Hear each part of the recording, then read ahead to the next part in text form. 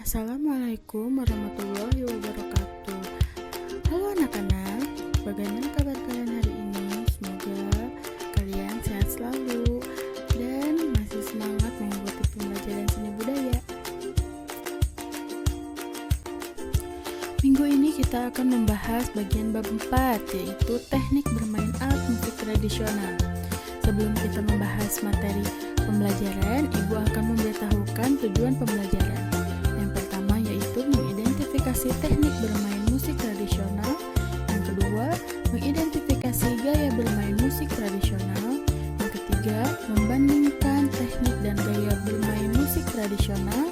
Yang keempat, menunjukkan sikap bertanggung jawab dalam berlatih teknik dan gaya bermain musik tradisional.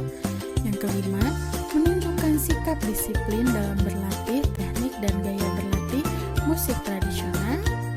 Yang keenam, mempraktikkan musik tradisional daerah setempat. Dan yang terakhir, mengomunikasikan teknik dan gaya bermain musik tradisional. Oke, selanjutnya kita akan masuk materi pembahasan.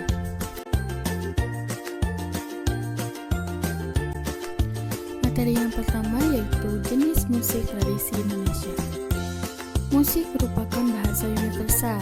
Melalui musik, orang dapat mengekspresikan perasaan. Musik tersusun atas kata, nada, dan melodi yang terangkum menjadi satu. Bahasa musik dapat dipahami lintas budaya, agama, suku ras, dan juga kelas sosial. Melalui musik, segala jenis perbedaan dapat disatukan. Pada praktiknya, musikalitas seseorang berbeda-beda. Perbedaan ini disebabkan oleh faktor internal dan juga eksternal. Secara internal, musikalitas dipengaruhi oleh bakat dalam dirinya, sedangkan faktor eksternal lebih ditentukan oleh kesukaan atau kegemaran dan lingkungan tempat tinggal. Selanjutnya, teknik memainkan alat musik. Instrumen musik tradisional sangat banyak macamnya. Selain dibagi menurut sumber bunyinya, alat musik daerah bisa dipilah-pilah berdasarkan bentuknya. Misalnya seperti di bawah ini. Yang pertama yaitu bentuk tabung. Bentuk tabung merupakan bentuk umum dari alat musik yang memakai bahan dasar bambu. Dalam perkembangannya, bahan bambu tersebut dapat digantikan dengan bahan lain seperti kayu dan logam. Instrumen yang termasuk dalam bentuk tabung misalnya calung, angklung, kentongan, atau kulkul, suling atau seluang, dan guntung. Cara memainkan alat ini ada yang dipukul, digoyang, dan ditiup. Yang kedua, bentuk bilah.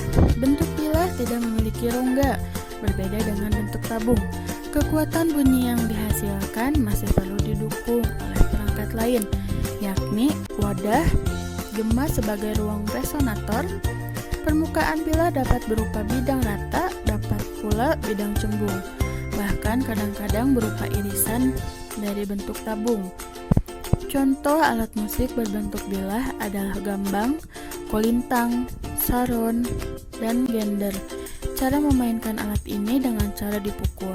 Dan yang terakhir yaitu bentuk pencon. Istilah pencon berasal dari Jawa, yaitu pencu, yaitu yang artinya bagian yang menonjol dari suatu bidang datar atau yang dianggap datar. Pencu dimaksudkan sebagai tumpuan pukulan, baik pencu ke atas maupun ke samping, pada umumnya terbuat dari logam. Selanjutnya, contoh alat musik. Yang pertama yaitu kentongan, bentuk tabung. Kentongan atau yang dalam bahasa lainnya disebut jidor adalah alat pemukul yang terbuat dari batang bambu atau batang kayu jati yang dipahat. Kegunaan kentongan didefinisikan sebagai tanda alarm, sinyal komunikasi jarak jauh, Morse, penanda azan, maupun penanda bahaya. Yang kedua ada talempong atau bentuk pencon. Talempong adalah sebuah alat musik pukul tradisional khas suku Minangkabau. Bentuknya hampir sama dengan instrumen bonang dalam perangkat gamelan. Talempong dapat terbuat dari kuningan, namun ada pula yang terbuat dari kayu dan batu. Saat ini talempong dari jenis kuningan lebih banyak digunakan. Talempong biasanya digunakan untuk untuk mengiringi tarian pertunjukan atau penyambutan seperti tari piring yang khas, tari pesambahan, dan tari galombang. Talempong juga digunakan untuk melantunkan musik menyambut tamu istimewa.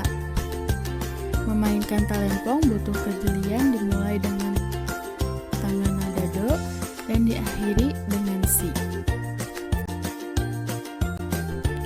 Selanjutnya kita akan membahas mengenal musik angklung. Angklung merupakan alat musik asli Indonesia yang terbuat dari bambu dan merupakan warisan budaya bangsa UNESCO.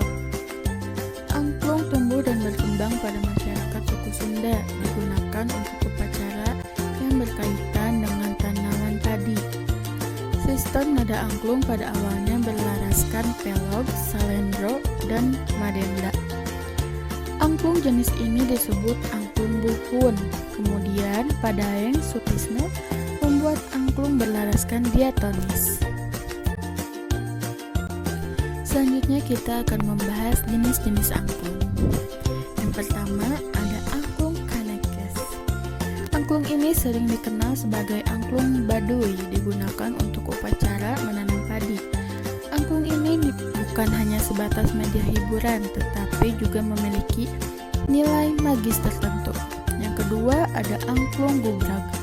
Angklung ini berasal dari Kampung Cipiding, Kecamatan Cigudeg, juga digunakan untuk menghormati Dewi Padi. Yang ketiga ada angklung dogdoglojor. Angklung ini berasal dari masyarakat Banten Selatan di daerah Gunung Halimun. Digunakan pada upacara Serentahun, menghormati Dewi Padi karena panen berlimpah. Yang keempat, ada angklung badeng. Angklung badeng berfungsi sebagai hiburan dan media dakwah penyebaran Islam. Namun sebelumnya di Garut, tepatnya di Kecamatan Malangbong, juga dipakai berhubungan dengan ritual padi. Yang kelima, ada angklung buncis. Angklung buncis dipakai sebagai media hiburan, namun awalnya juga dipakai pada acara ritual pertanian yang juga berhubungan dengan tanaman padi.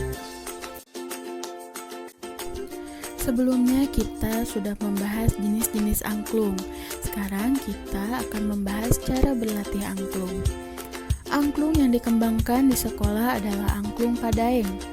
Angklung Padaeng terdiri dari dua kelompok besar, yaitu yang pertama, angklung melodi. Angklung yang dipakai untuk membawakan melodi pokok. Angklung ini hanya terdiri dari dua tabung bambu. Yang kedua yaitu angklung pengiring, yaitu angklung yang dipakai sebagai akord pengiring melodi pokok. Angklung ini terdiri dari 3 atau 4 tabung bambu.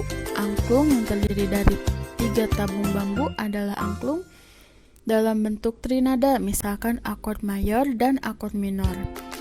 Sedangkan yang 4 tabung adalah angklung yang merupakan catur nada, misalnya untuk dominan septime, G7, C7, dan lain-lain. Dalam bermain angklung, tangan kiri digunakan sebagai gantungan, sedangkan tangan kanan untuk menggoyangkan sehingga angklung berbunyi. Peganglah angklung dengan tangan kiri. Tangan kanan ditempatkan pada ujung bagian bawah angklung, bunyikan sesuai panjang pendek nada, dan berhenti jika rangkaian angklung yang lain telah berbunyi agar penampilan musik tidak terputus-putus. Nah, itulah pembahasan bermain alat musik tradisional. Semoga kalian bisa mengerti dengan baik ya. Cukup sekian pembelajaran kali